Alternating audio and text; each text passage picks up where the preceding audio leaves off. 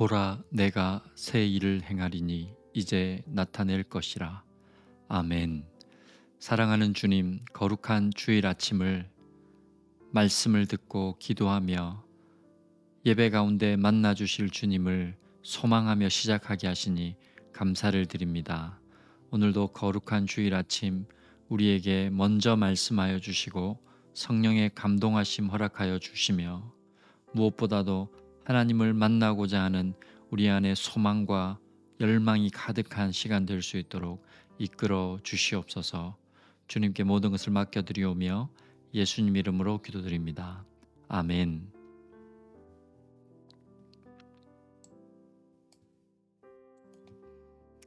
할렐루야, 반갑습니다. 사랑하는 성도 여러분, 5월 15일 주일 아침입니다.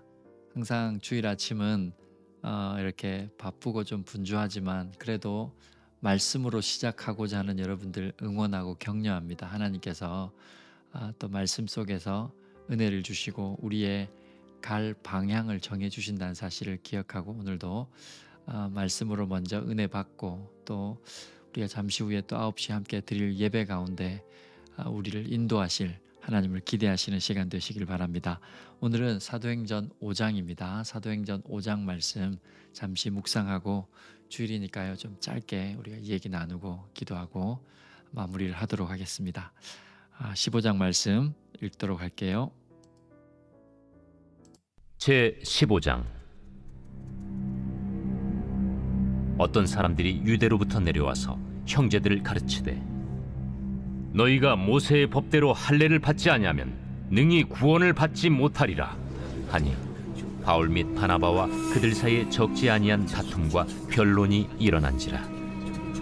형제들이 이 문제에 대하여 바울과 바나바 및 그 중에 몇 사람을 예루살렘에 있는 사도와 장로들에게 보내기로 작정하니라. 그들이 교회의 전송을 받고 베니게와 사마리아로 다니며 이방인들이 죽게 돌아온 이 일을 말하여 형제들을 다 크게 기쁘게 하더라. 예루살렘에 이르러 교회와 사도와 장로들에게 영접을 받고 하나님이 자기들과 함께 계셔 행하신 모든 일을 말하며 바리새파 중에 어떤 믿는 사람들이 일어나 말하되 이방인에게 할례를 행하고 모세의 율법을 지키라 명하는 것이 마땅하다. 사도와 장로들이 이 일을 의논하러 모여 많은 변론이 있은 후에 베드로가 일어나 말하되 형제들아, 너희도 알거니와 하나님이 이방인들로 내 입에서 복음의 말씀을 들어 믿게 하시려고 오래전부터 너희 가운데서 나를 택하시고 또 마음을 하시는 하나님이 우리에게와 같이 그들에게도 성령을 주어 증언하시고 믿음으로 그들의 마음을 깨끗이 하사 그들이나 우리나 차별하지 아니하셨느니라. 그런데 지금 너희가 어찌하여 하나님을 시험하여 우리 조상과 우리도 능히 매지 못하던 멍에를 제자들의 목에 두려느냐? 그러나 우리는 그들이 우리와 동일하게 주 예수의 은혜로 구원받는 줄을 믿노라. 온 무리가 가만히 있어 바나바와 바울이 하나님께서 자기들로 말미암아 이방인 중에서 행하신 표적과 기사에 관하여 말하는 것을 듣더니 말을 마치매 야고보가 대답하여 형제들아, 내 말을 들으라. 하나님이 처음으로 이방인 중에서 자기 이름을 위할 백성을 취하시려고 그들을 돌보신 것을 시므온이 말하였으니 선지자들의 말씀이 이와 일치하도다. 기록된 바 이후에 내가 돌아와서 다윗의 무너진 장막을 다시 지으며 또 그 허물어진 것을 다시 지어 일으키리니 이는 그 남은 사람들과 내 이름으로 일컬음을 받는 모든 이방인들로 주를 찾게 하려 함이라 하셨으니 즉 예로부터 이것을 알게 하시는 주의 말씀이라 함과 같으니라. 그러므로 내 의견에는 이방인 중에서 하나님께로 돌아오는 자들을 괴롭게 하지 말고 다만 우상의 더러운 것과 음행과 목매어 죽인 것과 피를 멀리하라고 편지하는 것이 옳으니 이는 예로부터 각 성에서 모세를 전하는 자가 있어 안식일마다 회당에서 그 글을 읽음이라.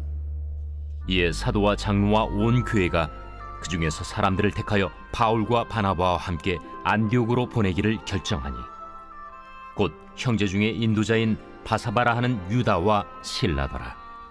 그 편에 편지를 붙여 사도와 장로된 형제들은 안디옥과 수리아와 길리기아에 있는 이방인 형제들에게 문안하노라. 들은즉 우리 가운데서 어떤 사람들이 우리의 지시도 없이 나가서 말로 너희를 괴롭게 하고 마음을 혼란하게 한다 하기로 사람을 택하여 우리 주 예수 그리스도의 이름을 위하여 생명을 아끼지 아니하는 자인 우리가 사랑하는 바나바와 바울과 함께 너희에게 보내기를 만장일치로 결정하였노라. 그리하여 유다와 실라를 보내니 그들도 이 일을 말로 전하리라. 성령과 우리는 이 요긴한 것들 외에는 아무 짐도 너희에게 지우지 아니하는 것이 옳은 줄 알았노니 우상의 제물과 피와 목매어 죽인 것과 음행을 멀리할지니라. 이에 스스로 삼가면 잘 되리라. 평안함을 원하노라. 그들이 작별하고 안디옥에 내려가 무리를 모은 후에 편지를 전하니 읽고 그 위로한 말을 기뻐하더라. 유다와 실라도 선지자라 여러 말로 형제를 권면하여 굳게 하고 얼마 있다가 평안히 가라는 전송을 형제들에게 받고 자기를 보내던 사람들에게로 돌아가되 바울과 바나바는 안디옥에서 유하며 수다한 다른 사람들과 함께 주의 말씀을 가르치며 전파하니라. 며칠 후에 바울이 바나바더러 말하되 우리가 주의 말씀을 전한 각 성으로 다시 가서 형제들이 어떠한가 방문하자. 마가라 하는 요한도 데리고 가자. 바울은 밤빌리아에서 자기들을 떠나 함께 일하러 가지 아니한 자를 데리고 가는 것이 옳지 않다 하여 서로 심히 다투어 피차 갈라서니 바나바는 마가를 데리고 배 타고 구부르러 가고 바울은 실라를 택한 후에 형제들에게 주의 은혜에 부탁함을 받고 떠나 수리아와 길리기아로 다니며 교회들을 견고하게 하니라.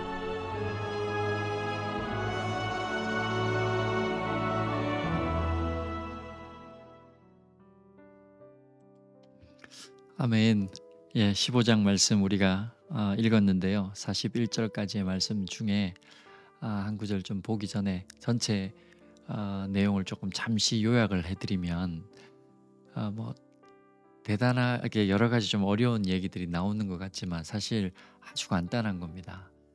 최초의 종교회의라고 할 수 있는 예루살렘 종교회의가 예루살렘에서 열리게 되는데 이방인들을 받을 것인가 받지 않을 것인가 그 문제였어요.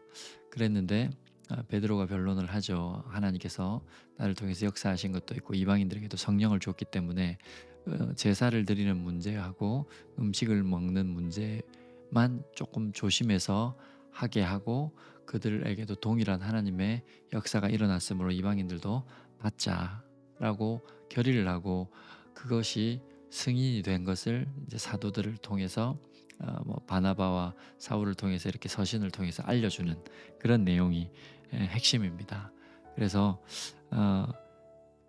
제가 오늘 제목을 차별 없이 역사하시는 성령님 이렇게 했는데 하나님의 사랑에는 유대인이나 이방인이나 차별이 없다는 거 그게 15장의 핵심적인 내용이라고 한다면 오늘 그 중에 8절 9절 말씀을 잠깐 보겠습니다. 또 마음을 아시는 하나님이 우리에게와 같이 그들에게도 성령을 주어 증언하시고 믿음으로 그들의 마음을 깨끗이 하사 그들이나 우리나 차별하지 아니하셨느니라. 그리고 읽지는 않지만 10절 말씀에 그 11절 말씀에 이런 말씀이 나오죠. 우리는 그들이 우리와 동일하게 주 예수의 은혜로 구원받는 줄을 믿노라. 그러면서 하나님의 은혜로 유대인이나 이방인이나 동일한 사랑과 은혜를 입고 있다라는 것을 이야기하고 그것이 결정이 되어져서 이방인들에게 알려지는 그래서 2차 선교 여행이 출발되어지는 내용이 이제 15장입니다. 저는 오늘 차별 없이 역사하시는 성령님이라는 제목으로 잠시 말씀을 나누고 기도하려고 하는데요. 거기 8절 말씀 보시면 마음을 아시는 하나님 이렇게 되어 있습니다. 하나님께서는 사람의 외모를 보시지 않고 중심을 보신다라고 성경은 기록을 하고 있어요. 그러니까 하나님은 유대인이느냐 이방인이느냐가 중요하지 않죠. 하나님은 흑인이냐 백인이냐도 중요하지 않고요. 잘난 사람인가 잘나지 않은 사람인가도 중요하지 않습니다. 하나님은 그 중심에 믿음이 있는가 예수 그리스도에 대한 믿음이 있는가 그걸 보시는 거죠. 하나님께서 선물로 주신 믿음이 구원받을 만한 믿음이 기적을 일으킬 만한 믿음이 그들에게 있는가? 이것을 하나님은 봅니다. 하나님은 우리의 마음을 보시고 우리의 마음을 아시는 하나님. 여러분 그렇게 생각하면 내 마음, 내 중심을 알고 계신다 생각하면 우리가 참 마음을 잘 다스려야겠죠. 동시에 여러분 어렵고 힘들고 곤란한 상황이 와도 그 마음, 내가 참 올바른 일을 하다가 진리를 따라가다가 당하는 어려움들, 고통들, 힘겨움들, 어려운 마음들 하나님이 다 아세요. 그러니까 우리가 기죽을 필요도 없고요. 이렇게 위축될 필요도 없고 때로는 내가 오해받는 것 때문에 화를 내거나 분을 낼 필요도 없습니다. 하나님이 우리의 마음을 다 아신다. 마음을 아시는 하나님. 저는 이 구절이 참 좋더라고요. 하나님 우리의 마음을 아신다.